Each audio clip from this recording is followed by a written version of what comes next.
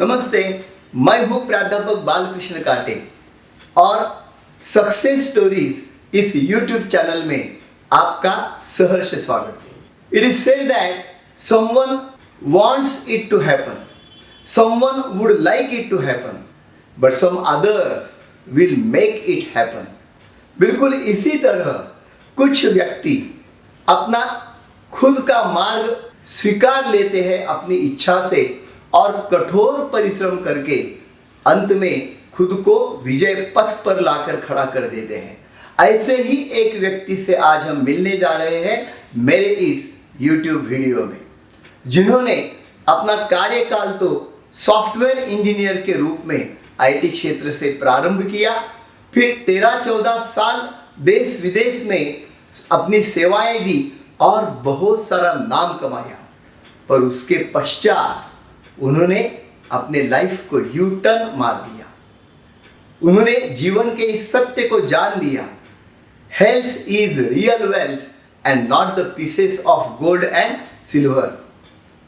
तो अपने आरोग्य को सुधारने के लिए इन्होंने योगाभ्यास प्रारंभ कर लिया और खुद को कड़ी तपस्या से योगाभ्यास से परिपूर्ण कर दिया। और उन्होंने ये जान लिया था, yoga will not add only years to your life, but it will add life to your years। और बाद में योगाभ्यास को स्वयं के खातिर खाली उन्होंने यूज नहीं किया, बल्कि योगा प्रशिक्षक बोल के उन्होंने अपना नाम रोशन कर दिया, देश विदेश में अपना नाम उज्जवल कर दिया। ऐसे डॉक्टर उमेश जी द्विवेदी पुणे में मगरपट्टा स्थित सोहम योगा स्टूडियो के सर्वे सर्वा, जिनके बारे में मैं ये कहना चाहूँगा, बात अगर हो जाए उस ईश्वर से, बात अगर हो जाए उस ईश्वर से तो ये वरदान मांग लूँ, सबके दुखों में काम आऊँ, ऐसी कुछ प्रतिभा मांग लूँ। तो ऐसे प्रतिभा संपन्न डॉक्टर उमेश जी द्विवेदी, इनकी सक्सेस स्टोरी आज हम देखने जा रहे हैं। उनके सक्सेस स्टोरी को सुनने जा रहे हैं उनके ही शब्दों में। तो डॉक्टर उमेश जी द्विवेदी का मैं मेरे इस चैनल में हार्दिक स्वागत करता हूं।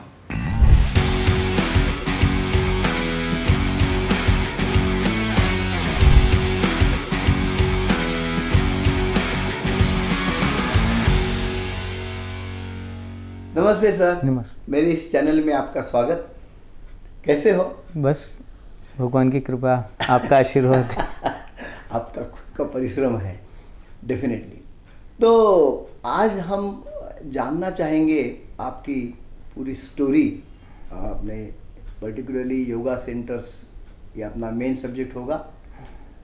तो शुरुआत तो मैं करना चाहूँगा आपका बचपन और कुछ कॉलेज लाइफ और एजुकेशन का जो भी कार्यकाल था उसके बारे में अगर कुछ कहना चाहते हो तो बिल्कुल।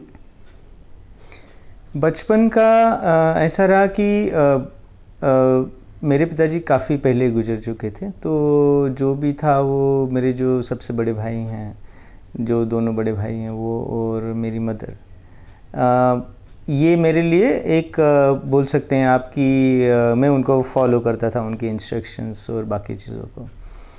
तो जो इनिशियल स्कूलिंग और ये सब हुई वो बॉम्बे में हुई। ओके। मुंबई में। और वहाँ मतलब एक आप बोल सकते हैं कि एक एवरेज टाइप का रहा स्कूलिंग और सब कुछ। लेकिन एक जो मैंने बचपन में शायद मुझे लगता है कि ज़िंदगी भर वो मुझे काम में आया, आज भी आता है काम में, कि मैंने जो अपनी कमियों को देखा था घर में, मुझे हमेशा ऐसा लगता था कि मैं उन कमियों को दूर करूं। अच्छा। तो एज सच कोई बिना स्ट्रॉन्ग बैकग्राउंड के भी मैं हमेशा स्कूल में क्लास में फ़र्स्ट आया। क्या बात है, गुड। तो 10th में भी मैंने टॉप किया, फिर कॉलेज में एडमिशन लिया, वहाँ भी टॉप किया। क्योंकि एक मुझे लगता है कि उसके पीछे जो एक कारण रहा वो ये रहा कि मैं उस जो एनवायरनमेंट था, एक वातावरण था, उसको क्रॉस करना चाहता था। गुड। कि ये जो एक लिमिटेशन है लाइफ में ये दूर हो सके, और कुछ मतलब अगर घर वाले या बाकी लोग इतना स्ट्रगल कर रहे हैं तो मैं अपनी तरफ से कुछ तो योगदान ऐसा करूं कि ये वेस्ट ना जाए। मुझे हमेशा ये लगा रहता था कि ये जो मेरी फीस भरी जा रही है, ये सब हो रहा है, ये वेस्ट ना हो। और उस चक्कर में क्या होता था कि मैं और मेहनत करता था। तो हमेशा मैंने टॉप किया और मुझे अवार्ड्स भी काफ़ी मिले। स्पीच वगैरह में भी मैं हमेशा अच्छा करता था। हाँ, लेकिन यही चीज़ सेल्फ मोटिवेटेड भी रही।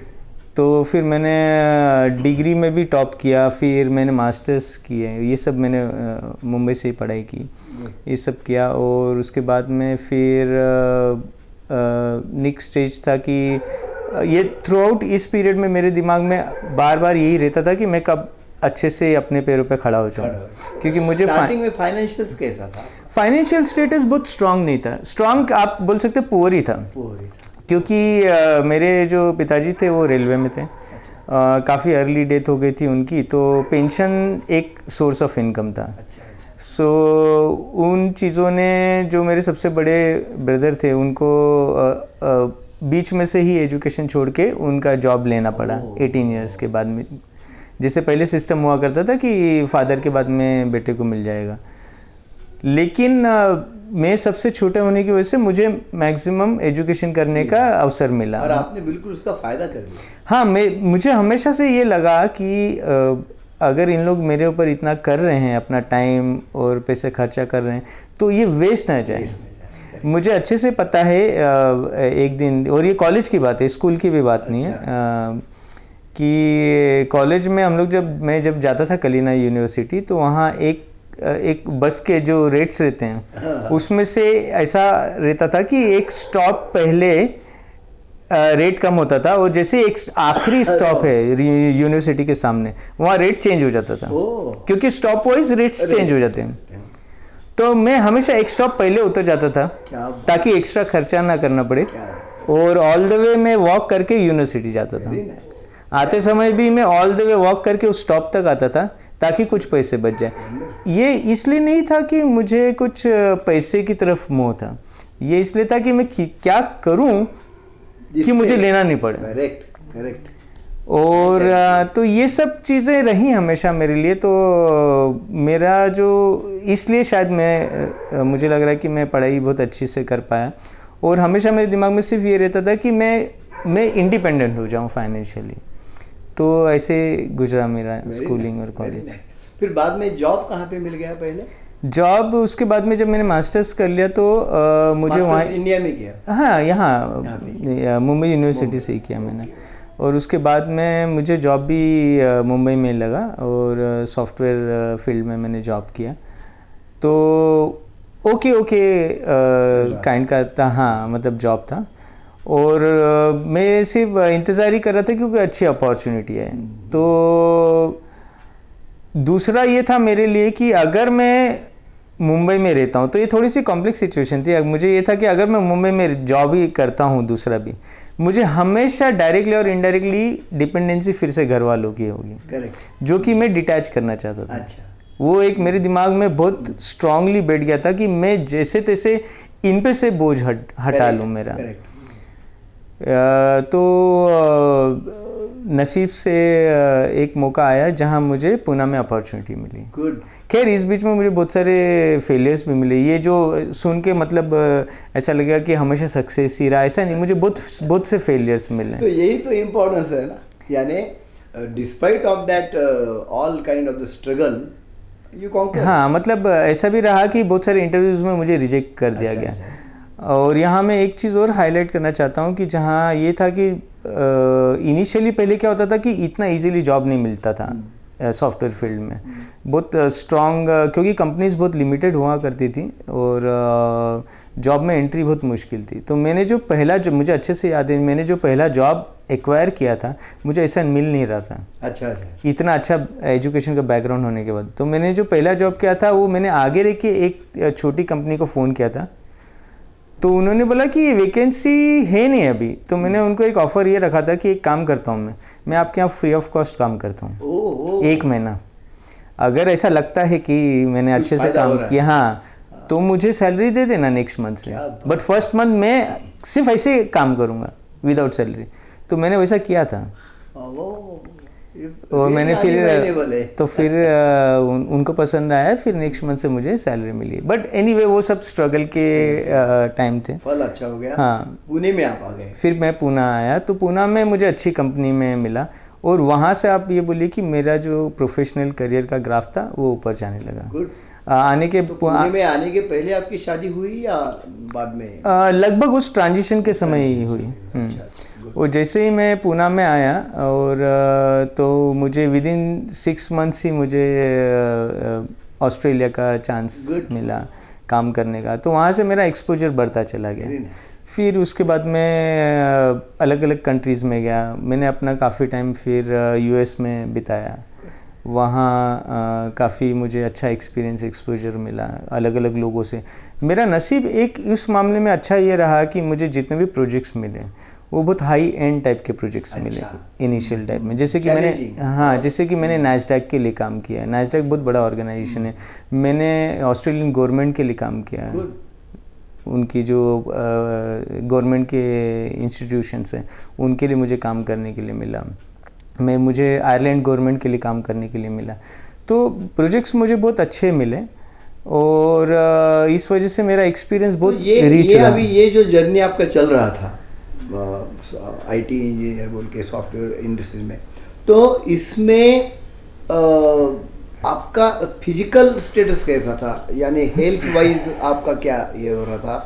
आप डेली एक्सरसाइज करते थे उस टाइम, या कैसा था? ये बहुत अच्छा क्वेश्चन किया आपने, क्योंकि मैं आज अपने ही लेवल के जो अभी जो कॉलेज स्टूडेंट हैं उनको मैं जब कंपेयर करता हूँ तो ये क्वेश्चन मेरे दिमाग में हमेशा आता है। मैंने अपने आप को पढ़ाई में तो रखा ही था। अब बहुत लोगों को ये लगेगा कि पढ़ाई होने की वजह से ये बंदा बाकी कुछ करता ही नहीं होगा, जबकि ऐसा ही नहीं रहा। मेरा प्लान हमेशा ऐसा रहता था, और ये सबसे बड़ी बात ये कि मेरे घर का बैकग्राउंड कभी ऐसा नहीं रहा। अच्छा। मुझे कोई घर में कोई ऐसा पढ़ाकू था नहीं मेरे घर में, ना मेरे घर में कोई फिटनेस वाला था। तो मुझे ये सब बात किसी घर वालों ने नहीं बताई। अच्छा। अभी उसमें उनका दोष भी नहीं है, उन्होंने अपनी तरफ से जो बेस्ट कर सकते थे वो किया। लेकिन ये मैं हमेशा, जैसे मैंने बताया कि मुझे एक उस बैरियर को क्रॉस करना था, तो मैंने हमेशा अपना इंस्पिरेशन अपने से आगे वालों को रखा। क्योंकि प्रॉब्लम क्या हो जाता है आजकल, जब मैं युवा पीढ़ी से बात करता हूँ तो वो कहते time, we can't spare the time for exercise और योगा और लाइक दैट, और हमें इतना कुछ वर्कलोड रहता है। तो ऐसी तो दिक्कत आपको भी आई होगी? उससे ज़्यादा आई होगी ना, क्योंकि क्या है कि वहाँ लोकल ट्रेन पकड़ना है, उसमें कितना टाइम वेस्ट होता है। करेक्ट। बस पकड़नी है आपको। आज की डेट में कम से कम लोगों को उतनी सब झंझटें कम हैं। हाँ। तो वो वहाँ भी मेरा काफ़ी टाइम जाता था। लेकिन मैंने एक प्रिंसिपल ये बनाया था कि हर वेकेशन में मेरा एक गोल रहता था कि इस वेकेशन में मुझे ये करना है, इस वेकेशन में मुझे ये करना है। तो मैंने खुद से स्विमिंग सीखी। मैंने कोच भी नहीं लगाया, क्योंकि कोच का एक्स्ट्रा पैसा लगता था। तो मैंने खुद ने जाके, तो यूट्यूब वगैरह उस टाइम था या कैसा था? नहीं, खुद से सीखा। ओहो। उल्टा मैं स्विमिंग पूल में जाता था, वहाँ मैंने जो एक्सपर्ट स्विमर्स थे उनसे दोस्ती की। क्या उनको बोला कि मुझे सिखाओ। तो मतलब मैं जो भी चीप एंड बेस्ट तरीके से कर सकता था, घर वालों पे बर्डन न डालते हुए, वो मैं करता रहा। स्विमिंग पूल में मुझे एडमिशन नहीं मिलता था, तो मैं रेनी सीजन में जाता था, क्योंकि रेनी सीजन में कोई जाता ही नहीं, तो मुझे इजीली एंट्री मिल जाती थी। तो मैं स्विमिंग मैंने सीखी रेनी सीजन में। फिर मैं दूसरे वेकेशन में मैंने ड्राइंग का इंटरेस्ट था मुझे, तो मैं ड्राइंग स्केचिंग वगैरह करता था। कॉलेज में ऐसा था कि कॉलेज में 4 लैंग्वेज में सेक्शंस होते थे जो कॉलेज की मैगजीन होती है। मेरे दिमाग में हमेशा ये था कि ऐसा मैं करूँ कि चारों सेक्शन में मैं कंट्रीब्यूट करूँ। आप बिलीव नहीं करेंगे कि कॉलेज की वो आज भी मेरे पास मैगजीन है, उसमें 4 लैंग्वेज में सेक्शंस थे, वो चारों में मेरे आर्टिकल्स सिलेक्ट हुए थे। क्या बात है। और सब्जेक्ट मतलब इन जनरल वो आर्टिकल जैसे हम लोग देते हैं, तो जैसे कि मराठी में, हिंदी में और इंग्लिश में मैंने कविता लिखी थी, और मराठी में और गुजराती में मैंने आर्टिकल लिखा था। ओहो। ऑफ कोर्स मैंने लोगों का थोड़ी सी मदद ली थी, क्योंकि ग्रामेटिकल एक बोलना हाँ, समझ में मुझे, मेरी गुजराती भी ठीक है, मराठी तो काफ़ी अच्छी है, तो लेकिन लिखते समय आपको ग्रामर का एक्सपर्ट कोई होना पड़ता है। तो वो मेरे फ्रेंड्स हुआ करते थे गुजराती और महाराष्ट्रियन, उनसे मैंने मदद ली और वो आर्टिकल्स को ठीक किया और मैंने सबमिट किया। और अच्छी बात ये कि चारों सिलेक्ट हो गए। तो ऐसा भी है कि चारों लैंग्वेज में मेरे आर्टिकल्स पब्लिश हुए थे।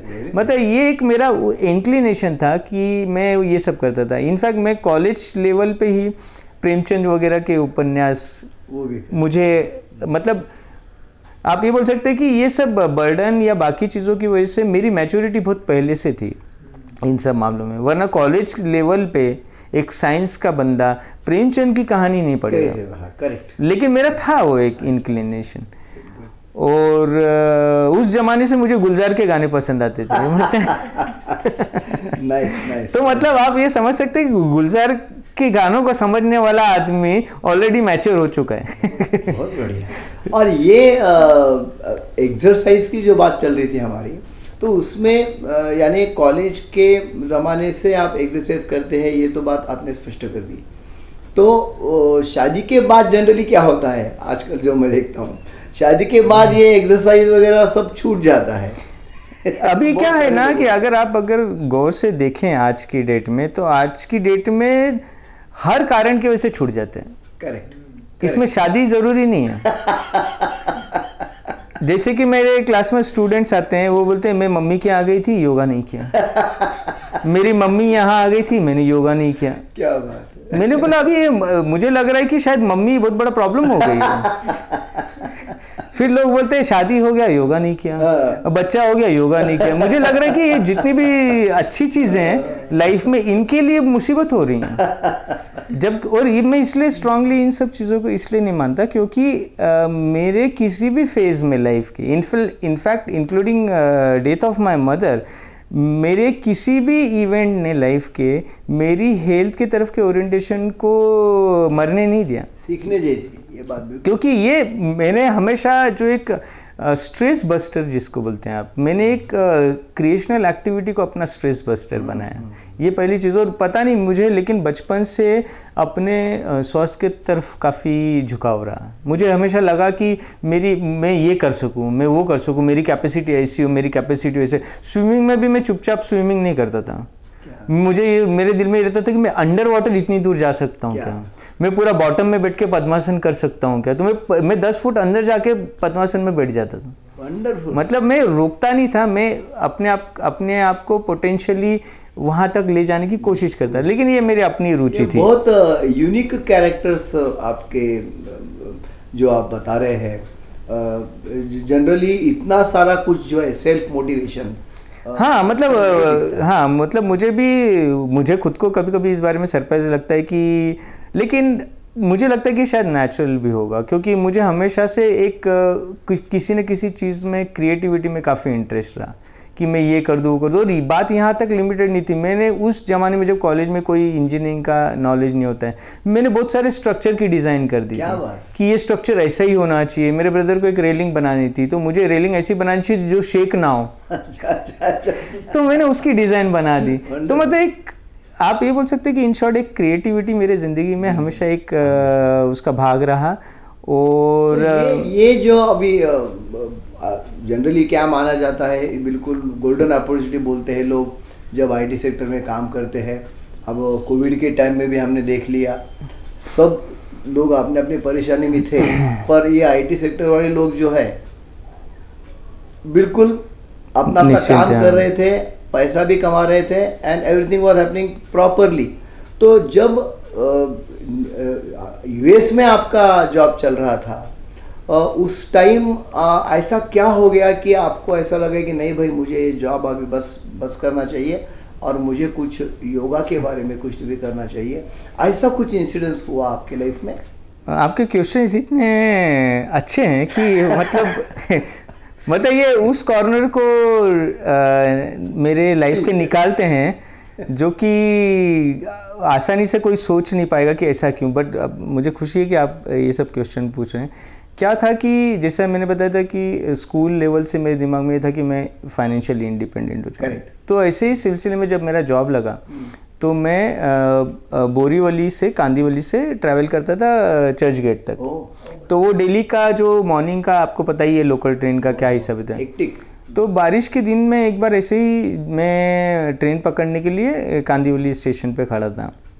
तो जब लोकल ट्रेन आई वो जो भीड़ थी मुझे घुसने को नहीं मिला, काफ़ी भीड़ थी। तो उस वक्त मेरे दिमाग में एक थॉट आया, मैं बोला कि क्या मैं ज़िंदगी भर ऐसे ही लोकल ट्रेन पकड़ूंगा? क्या मैं ऐसे 8:30 की लोकल ट्रेन पकड़ूंगा और जाऊंगा? मतलब अब मेरा क्या था कि मुझे जॉब लग चुका था, कुछ पैसे आना शुरू हो गए थे। अब मेरे दिमाग में दूसरा विचार आने ये लगा कि ठीक है पैसे तो आ रहे लेकिन क्या मैं ऐसे खटता रहूंगा?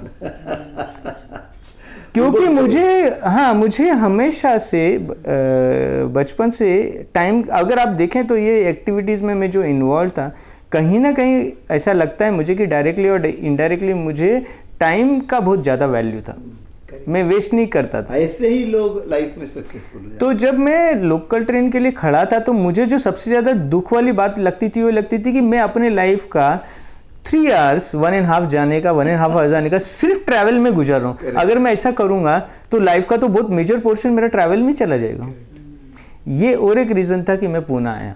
अच्छा, ये और एक रीज़न था कि मुझे पूना आना था क्योंकि मुझे वो ट्रैवल टाइम कट करना था। ऐसा ही है, अगर तुम्हारा वर्क प्लेस अगर नजदीक है तो ही आप तो मैंने वैसे ही था। अच्छा। मेरा 2 मिनट्स के डिस्टेंस पे तो घर था, सो लकी। तो मैंने वैसा किया था। लेकिन कमिंग बैक तो आपका जो क्वेश्चन था कि योगा का क्या था, तो लेकिन मेरा योगा का झुकाव बचपन से ही था। अच्छा, तो मैं जब अपने फिटनेस पे लेकिन स्विमिंग ये पे बहुत बोल्ड डिसीजन, हमें तो लगेगा कल अगर ऐसा कोई कर रहा है तो अरे भैया अच्छी जॉब है। हाँ मतलब लोग समझेंगे पागल हो गए। अच्छी जॉब छोड़ के आपको, आप ठीक है योगा के बारे में आप करना चाहते हैं लेकिन व्हाट अबाउट अर्निंग और क्या होगा? और क्या अच्छी नहीं? जॉब ही नहीं, मेरा ग्रीन कार्ड प्रोसेसिंग में चला गया था। ओहो। और मुझे शोर शॉट मिल जाता था क्योंकि अच्छा। वो जिस कंपनी के लिए मैं काम कर रहा था उसका नाम था तो मिल जाता बहुत था। बोल्ड डिसीजन था। तो हुआ ये कि बचपन से ओरिएंटेशन मेरा स्पिरिचुअलिटी की तरफ था ही, हाँ हाँ, और ये सब चीज़ें थी। और जो मैंने आपको बताया था कि एक मेरा दिमाग में था कि 8:30 की लोकल क्यों पकड़ूं, लोकल ट्रेन को देखने के बाद मुझे वो दिमाग में आया। वैसे जब मैं यूएस में था हाँ। तो यूएस में ये अच्छी बात है कि यूएस एडवांस कंट्री है, बाकी काफ़ी कुछ फैसिलिटीज़ है, मेरा जॉब भी अच्छा था, सब कुछ था। लेकिन मुझे कुछ चीज़ें खटक रही थी। खटकने का मतलब ये हो रहा था कि अगेन मेरे दिमाग में फिर ये ख्याल आने लगा कि क्या मैं ऐसे ही वर्क करूँगा या इससे ज़्यादा भी कुछ कर सकता हूँ या कुछ दूसरा चेंज कर सकता हूँ। हाँ, इसमें एक चीज़ मैं और ये जोड़ूंगा कि जब मैं 8:30 की लोकल ट्रेन का पकड़ सोच रहा था उस वक्त एक तो ये तो था ही कि मैं हमेशा ऐसे पकड़ूंगा क्या, दूसरा मेरे दिमाग में जो थॉट ये आया था कि ऐसे कितने दिन कितने साल कब एंड होने? हाँ, तो मेरा एक फेंट आइडिया दिमाग में हमेशा ये थी कि एक मैं फिक्स टाइम तक कहीं तो भी काम करूँगा, उसके बाद मैं वो करूँगा जो मैं करना चाहता हूँ। करेक्ट। ऐसा मेरे दिमाग में फेंट आइडिया था। लेकिन जब मैं यूएस में आया तब तक काफ़ी कुछ मेरा एक्सपीरियंस ऑलरेडी हो चुका था, प्लस जो एक यूएस में लोग रह रहे हैं उनकी अपनी जो विचार धारणा है वगैरह, मेरी कुछ अलग थी लाइफस्टाइल वहाँ क्या? हाँ, मेरी कुछ अलग थी। मतलब मुझे ऐसा नहीं था कि मैं वहाँ जाने के बाद मुझे एक दिमाग में लाने क्या मैं ज़िंदगी और कोडिंग करूँगा, क्योंकि वहाँ करते हैं लोग, वहाँ करते हैं चल लोग। रहा है उसमें आप ज्यादा देर तक नहीं रुक सकते थे। नहीं, मैं उसको देखिए, अगर इसमें देखेंगे तो मेरा ये क्वेश्चंस जो मेरे दिमाग में जो शंकाएं आती थी वो आउट ऑफ बोर्डम नहीं आती थी, और आउट ऑफ मेरा कहीं ना कहीं कोई चीज़ वेस्ट हो रही है, हाँ, इस वजह से आती टाइम है। वेस्ट हो रहा है। हाँ, मतलब मुझे ये नहीं लगता, और उसी टाइम को हम अच्छी अगर हाँ, मतलब मैं उसको और मेरे दिमाग हमेशा रिफाइनमेंट की तरफ ज़्यादा लगा कि इसको जो अभी मेरे लाइफ में चल रहा है इसको और रिफाइन कैसे करूँ, और रिफाइन कैसे करूँ। तो जब वहाँ था तो मुझे ये लगा कि नहीं, ये तो फिर तो ज़िंदगी और कोडिंग करनी पड़ेगी मुझे मैनेजमेंट लेवल पे जाना था। अच्छा, मैनेजर लेवल पे जाना था, इसलिए मैंने फिर पीएमपी का एग्ज़ाम क्लियर किया। तो मैनेजमेंट वगैरह में लकीली मुझे जितने भी प्रोजेक्ट्स मिले उसमें मुझे सबसे कम कोडिंग करनी मिली, मैं ज़्यादा करके क्लाइंट कोऑर्डिनेशन वगैरह संभालता था, क्लाइंट्स इंटरेक्शन वगैरह ज़्यादा संभालता था। हाँ, लेकिन मुझे इतना क्लियर था कि अगर मुझे आगे प्रोग्रेस करना है, ऐसे ही नहीं रहना इसी लेवल पे, भले मुझे कंट्री चेंज करनी पड़े, आई विल चूज दैट। जहाँ की मुझे दो चीज़ें हो, एक तो मन की शांति हो और दूसरी चीज़ मुझे एक्सप्लोर करने के लिए मिले। तो ये सब चीज़ें मेरे दिमाग में चली हमेशा। और पैरेलल मेरे दिमाग में मतलब योगा का तो ओरिएंटेशन था ही हमेशा। जब मैं यूएस में था तो आप बिलीव नहीं करेंगी, मैंने कम से कम नहीं तो भी 1,500 से 2,000 बुक्स पढ़ डाली स्पिरिचुअलिटी पे, क्योंकि वहाँ की पब्लिक लाइब्रेरी इतनी अच्छी हैं, इतनी रिच लाइब्रेरी होती है वहाँ की, कि मेरे पास, और लकीली मेरा जॉब ऐसा था कि मैं 5:30 बजे घर पे रहता था। क्या बात। तो मैं अपना मुझे दो चीज़ों का फ़ायदा ये होगा कि मैं अपने हेल्थ पे भी फोकस रख सका वहाँ, और ये सब बुक्स पढ़ता रहता था मैं दिन भर। तो उस वजह से भी मेरा थोड़ा सा माइंड चेंज हो रहा था, और I was just waiting for right opportunity कि कोई एक लाइफ का कोई फेज़ है जहाँ कि मैं इसको स्विच कर सकूँ। बट वो फेज़ उस वक्त नहीं था। अच्छा। उसके बाद में मुझे मैनेजमेंट का रोल मिला, तो मैनेजमेंट का रोल किया, उसके लिए फिर मैं रिटर्न आ गया वापस, क्योंकि मुझे मैनेजमेंट का रोल चाहिए था। मेरे दिमाग में हमेशा ऐसा नहीं रहा कि बाय एनी चांस मैं ग्रीन कार्ड ले लूँ, हुक और क्रूक कैसे भी कुछ भी कर लूँगा, लेकिन मुझे ग्रीन कार्ड चाहिए। नहीं, मेरा वैसा नहीं था। मैं लाइफ में बहुत चूजी रहा हूँ कि मुझे वैसा ही चाहिए रहता है। उसके लिए थोड़ा बहुत मुझे यहाँ वहाँ सेक्रीफाइस करना पड़े, मुझे कोई हर्जा नहीं है, हाँ, करने के लिए रेडी हूँ मैं। तो फिर मैं जब मैनेजमेंट के लिए आया, फिर यहाँ से एक टर्न ऐसा आया कि कुछ शिफ्ट करते समय सामान मुझे स्लिप डिस्क हो गया। And it was really severe, मतलब वो काफ़ी सीवियर था। मतलब मुझे डॉक्टर ने ये कहा था कि चल नहीं पाओगे कभी, और ये सिचुएशन थी यूएस में। नहीं, यहाँ आने के बाद हुआ। तो फिर मैं मतलब लिटरली क्रॉल करता था, रेंगते हुए चलता था। ये सिचुएशन थी इनिशियली।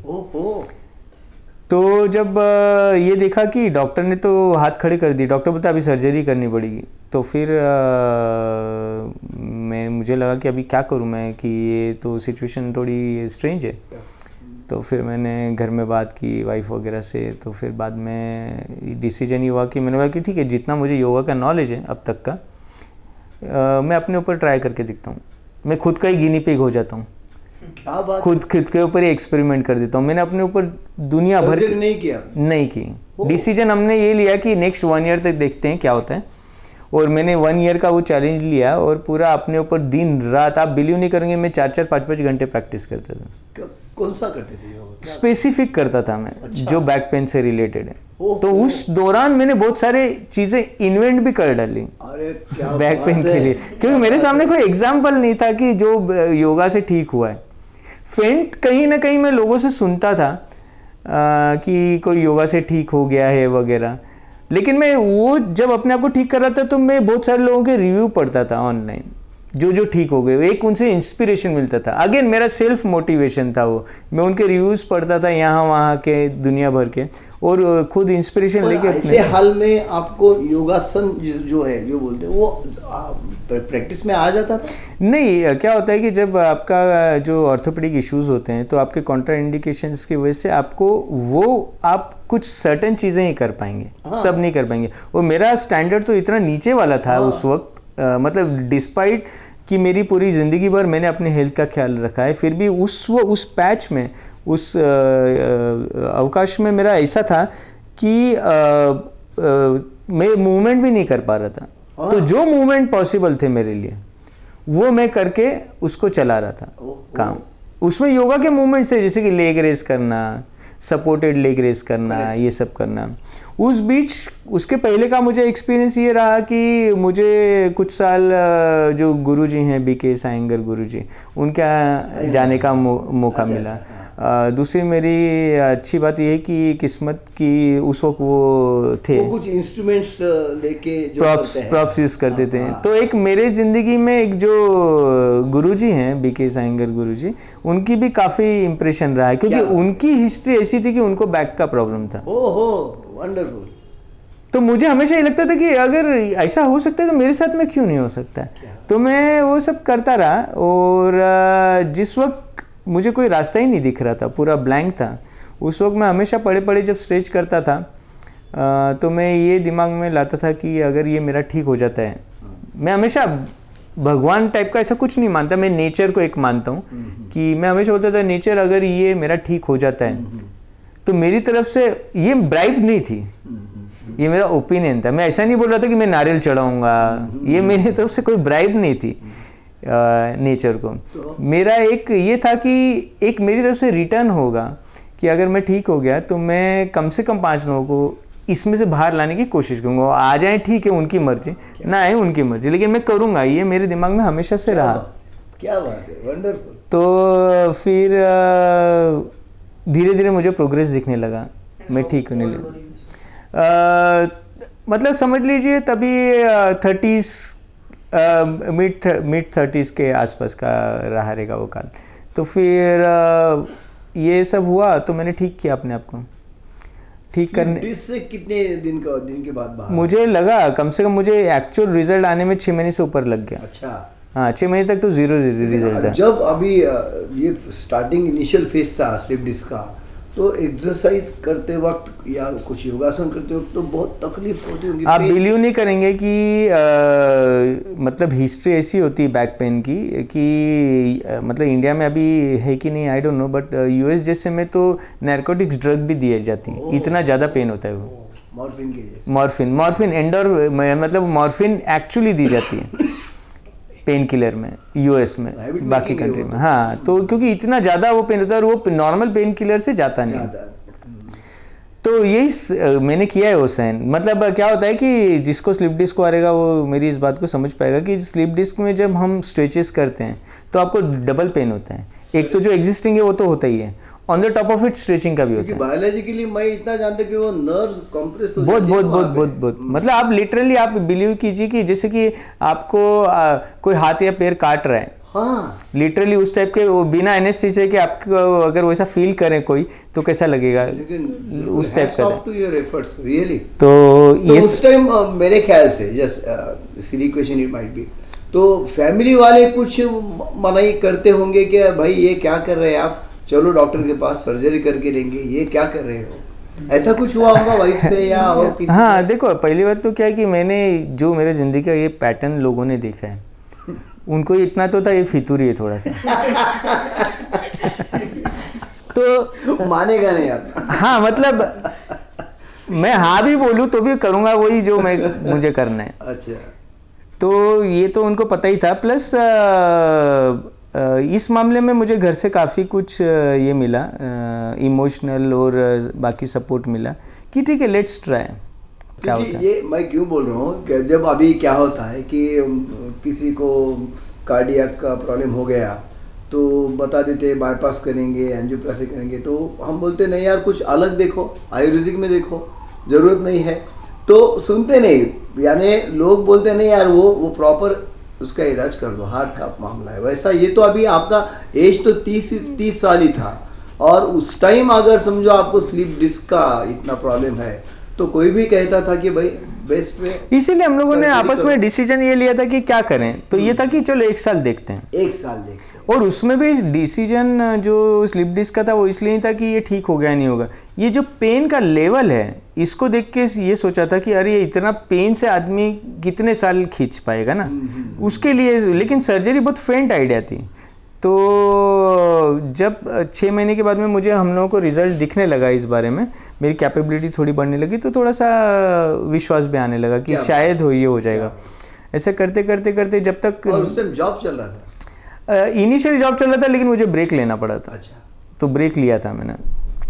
तो फिर जब ये हुआ तो ठीक हो गया मैं कोइंसिडेंटली, मतलब मैं ऑलमोस्ट 90% निकल गया। जब मैं 90% निकला उस वक्त ये दिमाग में आया कि अब तो ठीक हो गया, अभी क्या करना है नेक्स्ट। और अभी इसमें 2-4 चीज़ें इन्वॉल्व है कि फिर योगा क्लास की शुरुआत का, जैसे आपने बताया कि उसका क्या रीज़न है। मोटिवेशन यहाँ से मिल गया मेरे ख्याल से। नहीं, ये तो एक था ही। देखिए, 2-3 चीज़ें थी। पहला चीज़ तो ये थी कि बचपन से मेरा ओरिएंटेशन हेल्थ की तरफ, ये एक पहला रीज़न था। दूसरा क्या था कि इस बीच में जब हम लोग यूएस में थे, उस वक्त मेरी मदर की डेथ हो गई। तो अनफॉर्चुनेटली ये रहा कि मैं उससे मिल भी नहीं पाया, क्योंकि मैं वहाँ था। और बचपन से वही रही एज ए होल, तो मतलब मेरे लिए बहुत बड़ा इम्पैक्ट था साइकोलॉजिकल। आप बिलीव नहीं करेंगे कि उसके बाद में मैंने जितने भी फ्रेंड्स वगैरह थे, किसी से कोई कांटेक्ट नहीं किया। 10-10, 12-12 साल बाद उन्होंने मुझे ढूंढ के निकाला, क्योंकि मैं जो ईमेल आईडी यूज़ करता था वो भी मैंने यूज़ करना बंद कर दिया, सब कुछ। मतलब उनको मेरा ट्रेस ही नहीं मिला था। उन्होंने गूगल पे से सर्च मार मार के मुझे 10 साल 12 साल बाद ट्रेस किया कि ये आदमी है कहाँ। तो मैं मेंटली बहुत ये हो गया था, और स्पिरिचुअल साइड में होने की वजह से मैं अकेला दुखी नहीं रहता था। बट मुझे वो एक टर्निंग पॉइंट है मेरी लाइफ के ट्रांसफॉर्मेशन का, कि मैंने डेथ को और उस क्या बोलते हैं, उस पेन को इमोशनल इतना क्लोजली देखा कि वो भी मेरे लिए एक बहुत बड़ा शॉक था लाइफ के लिए। एक वो हो गया, दूसरा ये हो गया स्लिप डिस्क का। अब ये जब दोनों तीनों चीज़ें जमा हो गई, तो फिर मुझे इस बीच में एक चीज़ समझ में आ गई कि लाइफ का इम्पोर्टेंस क्या है।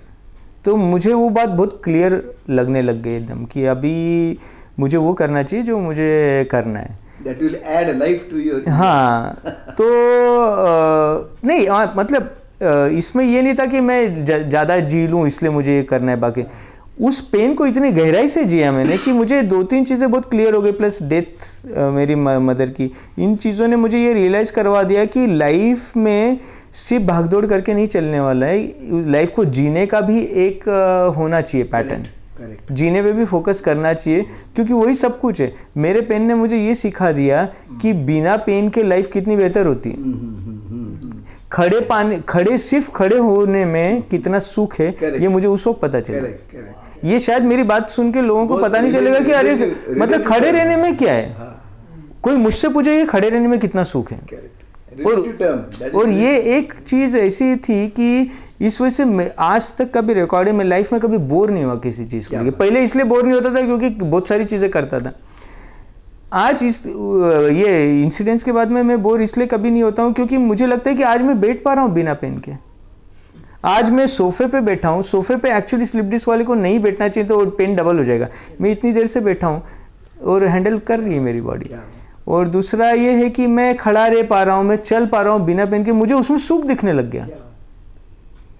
तो ये सब हो गया, तो फिर मैंने डिसीजन लिया कि नहीं, अभी मैं वो करूँगा जो मुझे करना है। तो फिर से मतलब अगेन घर वालों का काफ़ी साथ रहा इसमें, और उन्होंने काफ़ी सपोर्ट किया मुझे अपने इस डिसीजन में कि ठीक है, ऐसा योगा का शुरू कर सकते हैं। और तब तक मैं फाइनेंशियली स्टेबल भी हो चुका था। तो योगा की जो शुरुआत हुई वो बिजनेस पॉइंट ऑफ व्यू से हुई नहीं। अच्छा। और आज भी मैं उसको योगा जो सिखाता हूँ, फीस होती है उसकी, फीस इसलिए रखनी पड़ती है क्योंकि दोनों तरफ से ऑब्लिगेशन सीरियसनेस बना रहता है। लेकिन मैंने उसको बिजनेस मोड कभी दिया ही नहीं, क्योंकि ये मेरा पैशन हो गया है। तो मुझे बिजनेस मैंने उसको मोड नहीं दिया। आवर्स डेली आप योगा प्रशिक्षण करते हैं?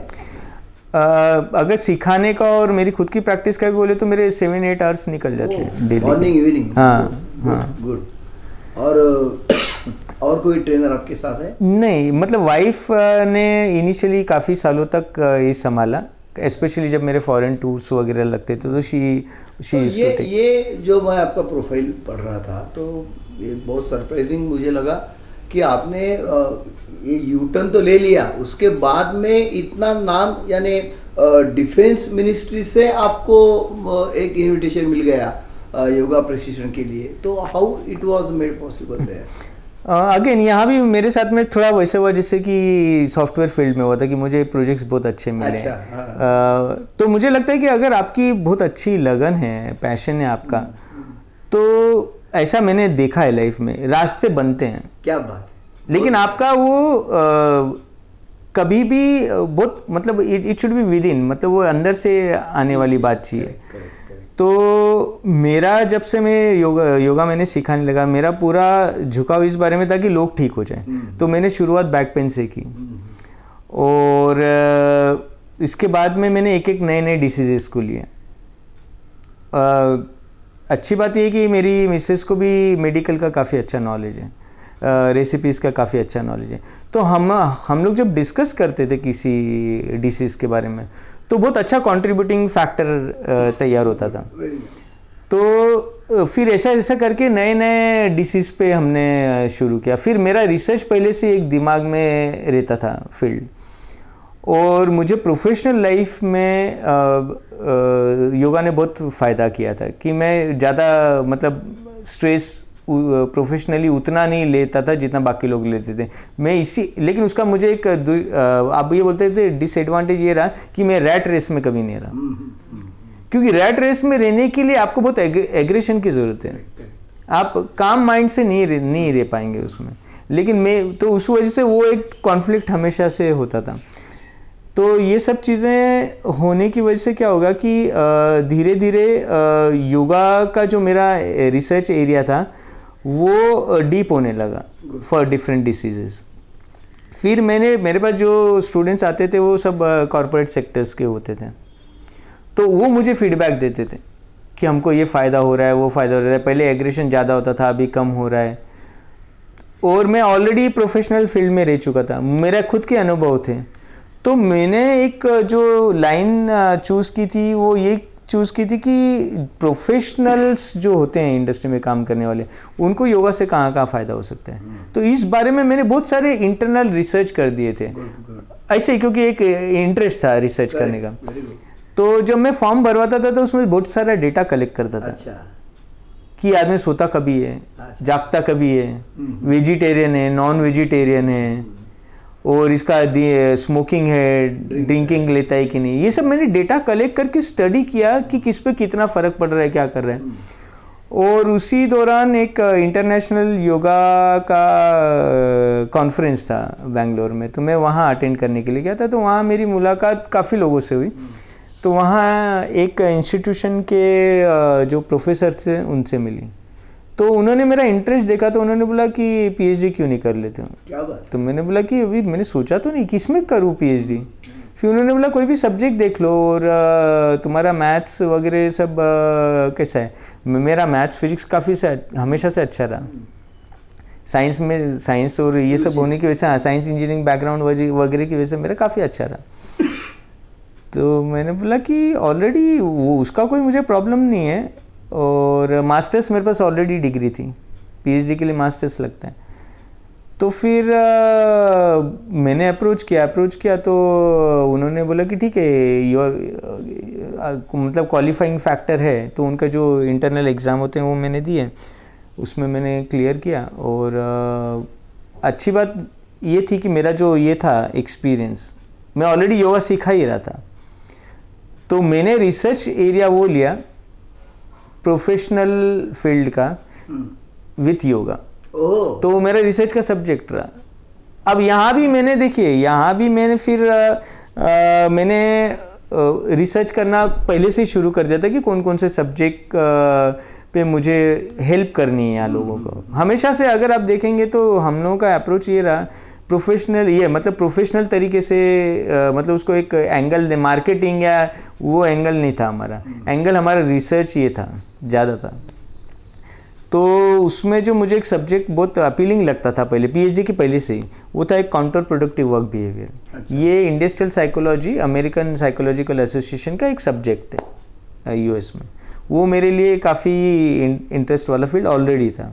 तो मैंने बोला कि इसी पे क्यों नहीं पीएचडी कर लेते हैं। अच्छा। तो मैंने साउथ फ्लोरिडा के प्रोफेसर से कांटेक्ट किया। उनको मैंने बोला कि उन्होंने इस पे बहुत रिसर्च किया है, जो एक वेल नोन प्रोफेसर्स हैं जिन्होंने काउंटर प्रोडक्टिव वर्क बिहेवियर पे जिनके रिसर्च पेपर बुक्स पब्लिश्ड हैं वर्ल्ड ओवर, उनसे मैंने कांटेक्ट किया। अच्छी बात है कि उन्होंने रिप्लाई भी किया। मैंने उनको बोला कि आपका सब्जेक्ट मैं ले रहा हूँ, लेकिन मैं उसको योगा के एंगल से क्या उसका इम्पैक्ट जाता है वो मैं चेक करने की कोशिश कर रहा हूँ। वो भी खुश हो गए। तो उनसे मैंने परमिशन लिया, मैंने अमेरिकन साइकोलॉजिकल एसोसिएशन से परमिशन ली पीएचडी करने के लिए।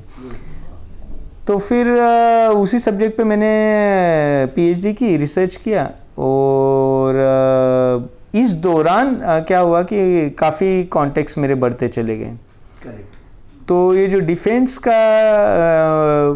मुझे मिला, वो इस तरीके से मिला कि जो जनरल मैनेजर हैं ऑर्डिनेंस फैक्ट्री के, काफ़ी डाउन टू अर्थ फैमिली है, वो काफ़ी अच्छी फैमिली है, उनसे मेरा कांटेक्ट हुआ योगा के बारे में। तो उन्होंने बोला कि मैंने उनको उनके घर पे सिखाया।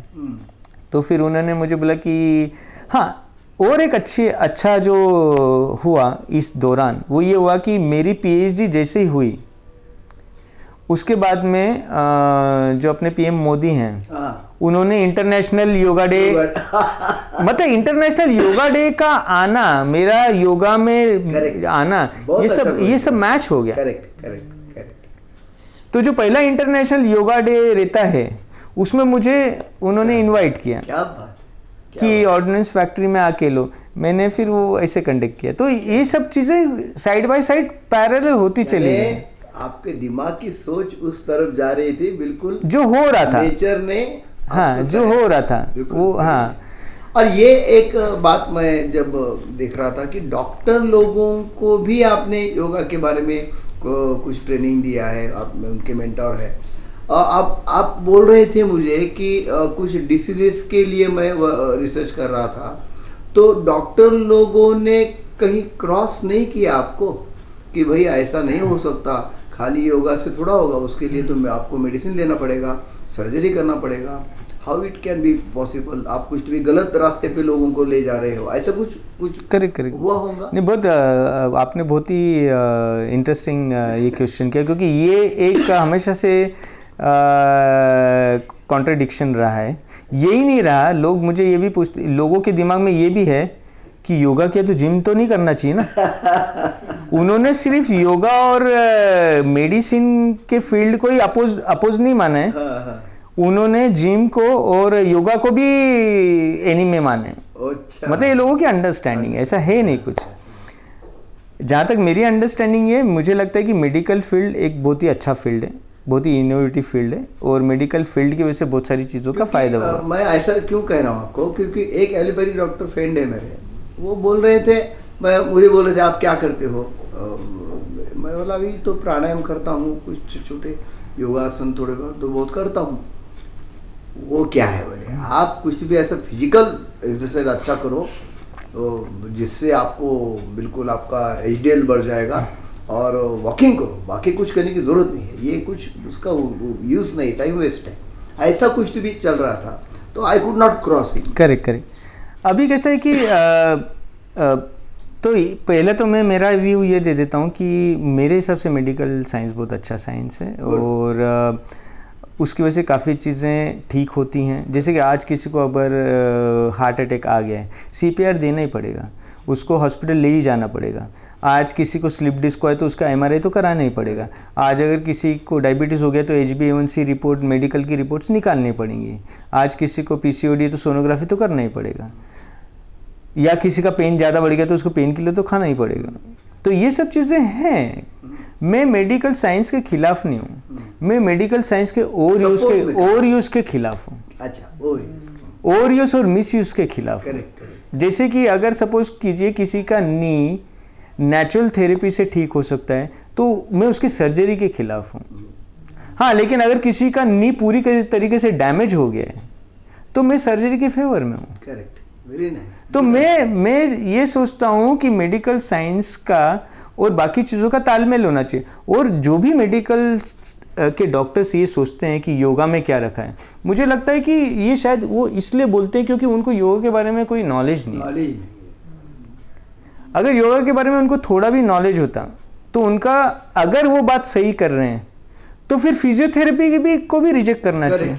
करेक्ट। आप फिजियोथेरेपी को एक्सेप्ट कर रहे हैं, आप योगा को एक्सेप्ट नहीं कर रहे हैं, ऐसा क्यों? ये सोचने वाली बात है। मतलब इसके लिए तो पीएचडी की भी जरूरत नहीं है, ये तो कॉमन सेंस वाली बात है।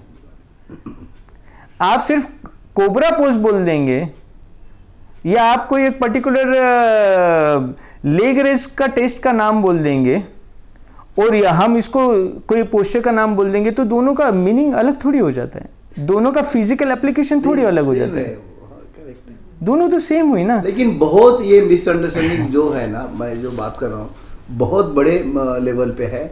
और ऐसा आप तो इतना अच्छा अभी बात आपने किया है कि मेडिकल साइंस को आप मानते हैं, वो ठीक है, पर डॉक्टर लोग 90% तो इसके खिलाफ ही जाते हैं, ऐसा मुझे दिखता है। प्राणायाम और योगा में क्या उसके फर्क पीछे मुझे लगता है कि एक रीज़न हमारा जो एजुकेशन सिस्टम है उसका है, अच्छा। मेडिकल का, अच्छा। कि हमने अभी, ये कोई डॉक्टर होगा तो वो ज़्यादा डीपर बोल पाएगा, लेकिन एक जो जनरल अंडरस्टैंडिंग है मेरी वो ये है कि मेडिकल साइंस के कोर्स में योगा के महत्व को कभी डिस्क्राइब ही नहीं किया ना। अगर कोई आयुर्वेदिक डॉक्टर होगा तो उसकी बात अलग है, करेक्ट, जबकि ये ट्रू नहीं है। टॉपिक होना चाहिए। हाँ, जैसे कि अगर मान लीजिए कि डाइट का मैं ले लूँ, डाइट का ही एक एग्जांपल ले लूँ, तो नेचुरोपैथी भी है एक डाइट। अब अगर मेडिकल साइंस ये बोले कि नेचुरोपैथी पे हम बिलीव नहीं करते तो ये तो रॉन्ग होगा ना। आप रॉन्ग बोलने से पहले उसको मेडिकल रिसर्च के लेवल पे क्यों नहीं तोलते हैं आप? देखिए, मुझे तो, मैं ये बोल रहा हूँ कि अगर वो योगा के बारे में उनका कोई एक ओपिनियन है कि इससे क्या फ़ायदा होगा, you prove it scientifically, I will accept it, but they won't be able to prove it. अच्छा, तो ये हो गया। इसीलिए ब्लाइंड बोलना गलत है। जैसे कि मैं ब्लाइंडली ये नहीं बोल रहा हूँ कि मेडिकल साइंस गोली नहीं खानी चाहिए, अरे गोली खाने में कोई प्रॉब्लम नहीं है, मिसयूज नहीं हो उसका। करेक्ट। म्यांमार, मालदीव या मालदीव में आपका कुछ मेरे ख्याल से 4 दिन का वर्कशॉप रहा मालदीव में? नहीं, मालदीव्स का मेरा 3 मंथ्स का था। 3 मंथ्स का? गुड। वहाँ पे कौन से लोगों को आपने प्रशिक्षण दिया?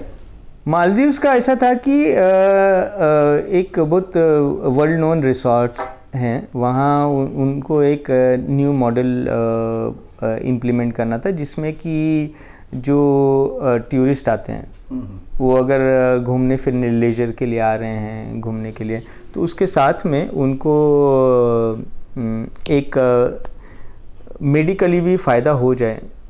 अच्छा। मतलब होलिस्टिक काइंड ऑफ। केरला में मेरे ख्याल से, हाँ, होलिस्टिक काइंड का। एक्चुअली क्या है कि सभी रिसोर्ट्स में स्पा तो होते ही हैं, तो आप मसाज बोल दीजिए, बाकी चीज़ें तो ऑलरेडी होती हैं। उनको एक एडिशनल जो एंगल चाहिए था वो योगा का चाहिए था, जिसमें कि डिसीजेस क्योर हो सकती हैं, थोड़ा सा लोगों को फ़ायदा हो सकता है। तो अप टू दिस पॉइंट मेरा इतना स्ट्रॉन्ग बेस बन चुका था मेडिकल का। और जो हम लोगों ने मेडिकल की अभी बात की, उसमें एक पॉइंट मैं और ऐड कर दूं कि जैसा मैंने बताया कि मैं एविडेंस बेस्ड पे बिलीव करता हूँ, मैं वर्बल पे नहीं करता। मतलब मैं किसी को ऐसा नहीं बोलूँगा कि आँख बंद कर लो, 3 बार ओमकार बोल दो, स्ट्रेस कम हो जाएगा। ये एविडेंस बेस्ड तो हुआ ही नहीं। मेरा ये मानना है कि अगर आप एविडेंस बेस्ड चेक करते हैं तो सामने वाला विश्वास भी कर लेगा। ऑफ कोर्स आप अगर शांति से बैठ के ओम का उच्चार करते हैं या मेडिटेशन करते हैं, आपको 100% फ़ायदा होता है। लेकिन जिन लोगों को मेडिकल फैक्ट्स पे बिलीव करते हैं, उनको मेडिकल फैक्ट्स देने में प्रॉब्लम क्या है जहाँ तक पॉसिबल होगा। तो मेरे पास में इतना ज़्यादा मेडिकल रिकॉर्ड्स है, जैसे कि हम लोगों ने लोगों की पीसीओडी ठीक किए, तो पीसीओडी के मेरे पास बिफोर एंड आफ्टर रिपोर्ट्स है मेडिकल सोनोग्राफी की। मतलब अगर कोई रियली पूछना चाहिए कि ऐसे ही फ्लुक में या कोइंसिडेंटली ठीक हो गया, वैसा नहीं है, मैं प्रूव करके दे सकता हूँ। मेरे पास बिफोर एंड आफ्टर रिपोर्ट है, मेरे पास शुगर की बिफोर एंड आफ्टर रिपोर्ट है, और उस बंदे ने बीच में कुछ किया ही नहीं है दूसरा ट्रीटमेंट, तो इससे तो प्रूव होता है ना। तो मैं हमेशा से मैं साइंस का स्टूडेंट रहा हूँ, मैंने सिर्फ वो वेद का अभ्यास नहीं किया, मैं साइंस और इंजीनियरिंग का स्टूडेंट रहा हूँ। तो ये जो डाउट लोगों के दिमाग में आता है वो मेरे भी दिमाग में है, लेकिन मैंने उसको साइंटिफिक बेस को ध्यान में रख के उसको प्रूव करने की कोशिश की, मुझे ट्रू रिजल्ट्स मिले, इसलिए मेरा स्ट्रांग बिलीव है इन सब चीज़ों। इस जर्नी में अभी सोहम का आपका जो योगा का ये है, उसमें ऐसे कुछ अचीवमेंट के जो मोमेंट जिसको आप कहेंगे फुलफिलमेंट की, नहीं भाई अभी ये जो मैंने रास्ता चुन लिया है और पिछले 12-13 साल से मैं ये कर रहा हूँ, तो ऐसा कुछ मोमेंट आपको याद आता है, आप बताना चाहेंगे? सबसे पहला मोमेंट तो वो था कि जब मैं चलने लग गया। क्या बात है! वो मेरे लिए तो ट्रांसफॉर्मेटिव मोमेंट था, वो मेरा खुद का रहा। प्रशिक्षक बनने के पहले की बात है। ये बनने के बाद का जो रहा है वो लोगों का एक्सपीरियंस रहा है। जैसे कि मुझे अच्छे से याद है कि लोग, हाँ, जैसे हम लोग बात करें, ऐसा काफ़ी फैमिलीज आके बात करती थी, लिटरली रोती थी कि इनफर्टिलिटी है। एक एग्जांपल दे रहा हूँ मैं, इनफर्टिलिटी है और सभी मेडिकल रिपोर्ट्स बोल रही है कि अभी कुछ पॉसिबल नहीं है। ऐसे लोग कंसीव हो गए। फिर दूसरा ये है कि अगेन काफ़ी स्लिप डिस्क के केसेस ठीक हो गए। कॉम्प्लिकेटेड केसेस भी मैंने हैंडल किए, जैसे कि मल्टीपल स्क्लेरोसिस हो गया। मल्टीपल स्क्लेरोसिस भी न्यूरोलॉजिकल डिसऑर्डर है, उसका भी डायरेक्ट कोई ट्रीटमेंट है नहीं, ये हर कोई जानता है, गूगल पे भी आप रिसर्च करके देख सकते हैं। सबसे बड़ा अचीवमेंट ये रहा है कि मैंने मल्टीपल स्क्लेरोसिस में भी जो स्कैनिंग होती है, सीटी स्कैन वगैरह, उनको रिवर्स होते हुए देखा है। गुड। वो जो डैमेज हो रहा है उसको वहीं स्टॉप होते हुए देखा है। लिटरली रिपोर्ट्स है मेडिकल, क्या बात, 6 महीने में ली हुई। आप उसको कंपेयर करके देख सकते हैं कि सामने वाले को फ़ायदा हुआ या नहीं हुआ। ऐसे बहुत सारे इश्यूज हैं, जैसे कि स्किन का इश्यूज है, सोराइसिस ऑटोइम्यून डिसऑर्डर है, उसका भी डायरेक्ट कोई ट्रीटमेंट नहीं है, वो ठीक हुआ। और कभी ऐसा भी हुआ कि कुछ लोगों ने क्रिटिसाइज कर दिया आपको, कुछ डिप्रेस कर दिया, इसमें ये जो आप कर रहे हैं बिल्कुल गलत है, हमको तो। हाँ, ऐसे लोग, देखिए हमेशा क्या होता है कि आपको हमेशा ऐसे लोग नहीं मिलेंगे। आप कितना भी, मतलब देखिए, अगर आप ध्यान से देखेंगे तो क्राइस्ट जैसे स्पिरिचुअल आदमी को भी लोगों ने तो क्रूसिफाइड किया ही ना, बुद्ध जैसे लोगों को भी लोगों ने अपोज तो किया ही ना। तो आप अगर उनके साथ में हो सकता है तो हम लोग तो काफ़ी ऑर्डिनरी लोग हैं ना। तो ऐसे मिलते हैं लोग, लेकिन क्या है कि उससे फ़र्क नहीं पड़ना चाहिए, क्योंकि क्या है कि वो उनका व्यू है। जैसे कि ऐसे हैं कितने लोगों ने, जैसे आप अभी मेडिकल का एग्जांपल दे रहे थे कि बोलते कि अरे योगा में क्या रखा है, ठीक है नहीं रखा है, बट मेरे पास प्रूफ है ना। अगर सामने वाला बिलीव नहीं कर रहा है या कोई तीसरा चौथा आदमी का ओपिनियन कुछ दूसरा है, इट डजेंट मैटर, क्योंकि मेरे पास मेडिकली प्रूफ है हर चीज़ का, मैंने होते हुए देखा है। यानी मेरा आपको कुछ अलग मत लगने दो, डोंट टेक इट अदरवाइज। यानी मैं अच्छी तरह से डॉक्टर के पास जा रहा था तो इन लोगों ने मुझे मिसगाइड कर दिया और मेरा जो प्रॉब्लम था वो और बढ़ गया। नहीं, ऐसा हुआ नहीं, और ऐसा होने के चांसेस इसलिए रह रहे हैं क्योंकि मैं खुद, जैसे मैंने बताया, मैं खुद साइंस का स्टूडेंट होने की वजह से मैं हाइपोथेटिकल बात नहीं करूंगा। क्या बात है।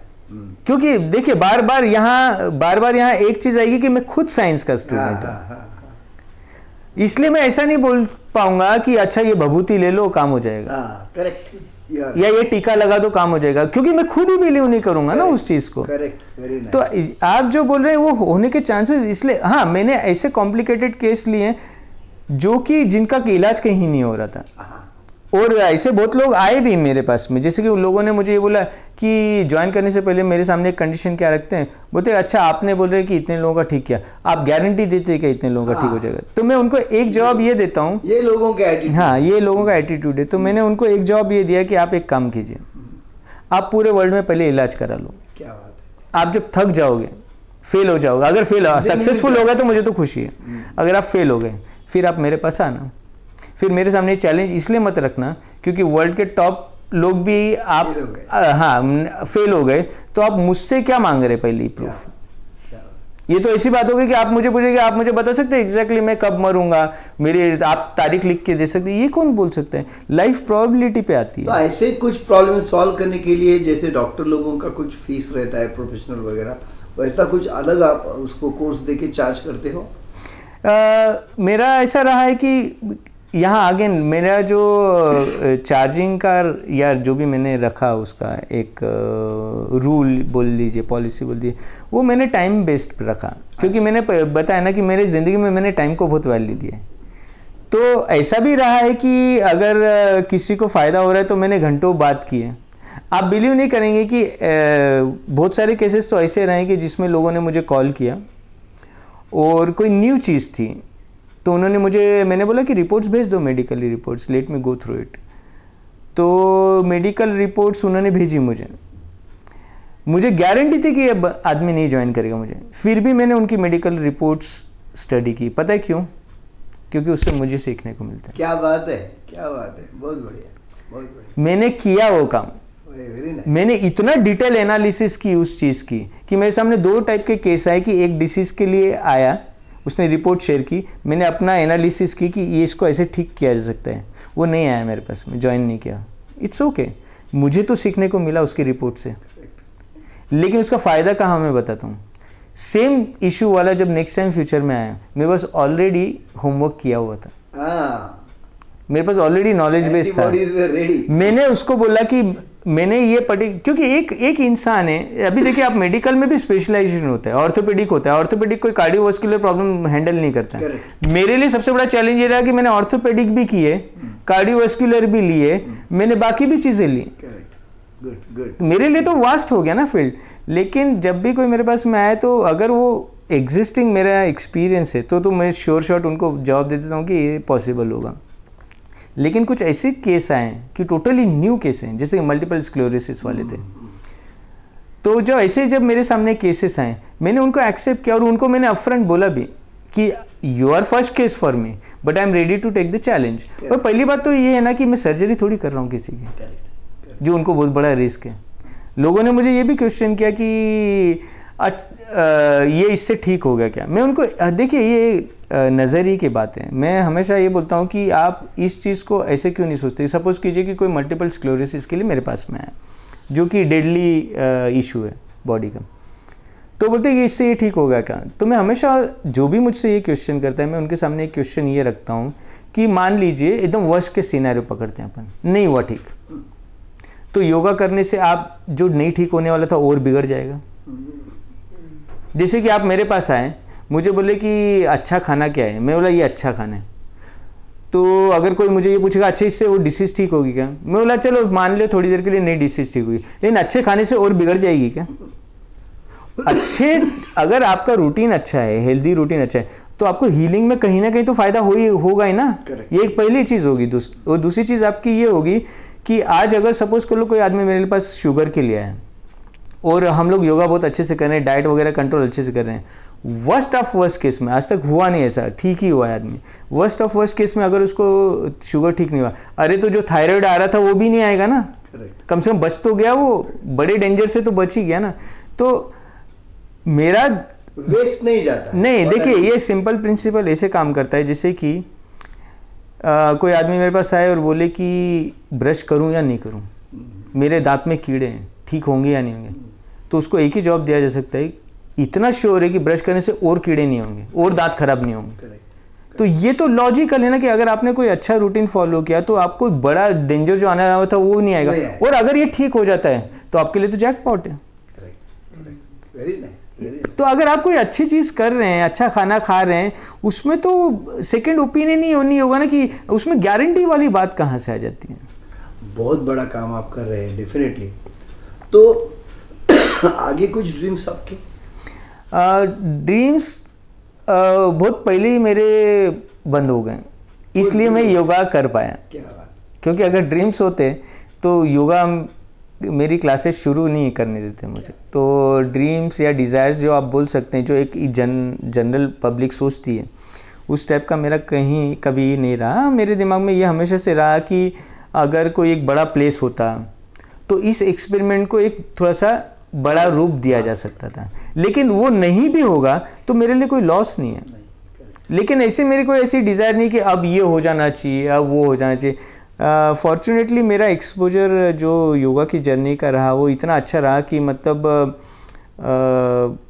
अभी मैं क्या बोलूँ कि मतलब मैंने फ्रेशर्स लोगों से उन लोगों को सिखाया जिनके खुद के बोइंग प्लेन्स हैं, जिनके खुद के प्राइवेट जेट्स हैं, उस लेवल तक के लोगों को मुझे सिखाने का मौका मिला।